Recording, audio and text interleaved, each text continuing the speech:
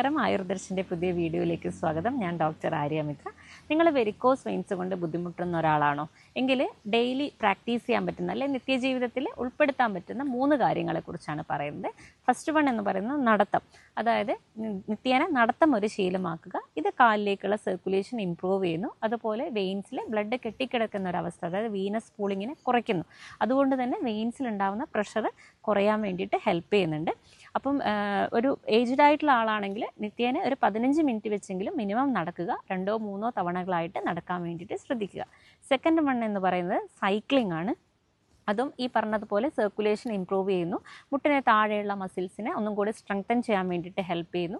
അതുപോലെ ഹാർട്ടിലേക്കുള്ള ബ്ലഡിൻ്റെ പമ്പിങ്ങിനെ പ്രൊമോട്ട് ചെയ്യുന്നുണ്ട്.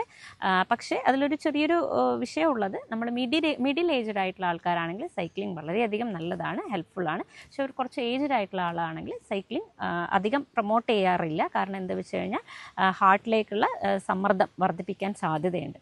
അതിൽ തേർഡ് വൺ എന്ന് പറയുന്നത് സ്വിമ്മിങ് ആണ്. അപ്പോൾ സ്വിമ്മിങ് എന്ന് പറയുന്നത് നമ്മൾ ഹോൾ ബോഡി ഇൻവോൾവ് ചെയ്യുന്നൊരു പ്രക്രിയയാണല്ലോ. പക്ഷെ നമ്മളത് വെരിക്കോസിലേക്ക് എങ്ങനെയാണ് എഫക്റ്റീവ് ആകുന്നത് എന്ന് വെച്ച് കഴിഞ്ഞാൽ മുട്ടിന് താഴേക്കുള്ള മസിൽസിനെ സ്ട്രെങ്തൻ ചെയ്യാൻ വേണ്ടിയിട്ടുള്ള രീതിയിലുള്ള പാറ്റേണിലുള്ള സ്വിമ്മിങ് ടെക്നിക്കുകൾ പ്രാക്ടീസ് ചെയ്യുന്നതായിരിക്കും നല്ലത്.